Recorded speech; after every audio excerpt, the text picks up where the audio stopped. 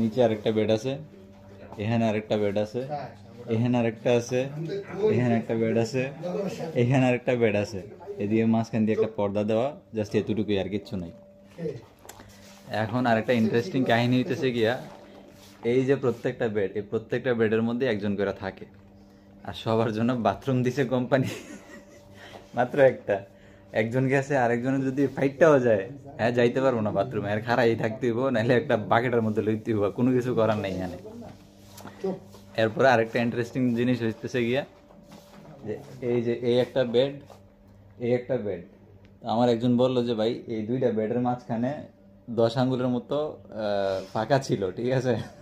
এটা আস্তে আস্তে কমতে কমতে একসাথে মিশে গেছে, ঠিক আছে। এখন যেই এই বেডে থাকে, হ্যাঁ রে নিয়া আমার একটু চিন্তা হইতেছে, কারণ পাশের লোকটা হয়েছে ইজিপশনে, ঠিক আছে। সালাম আলাইকুম। ঠিক আছে, ওই যদি মাথা রাইতে গরম হয়, এরা খেয়াল লাগবো।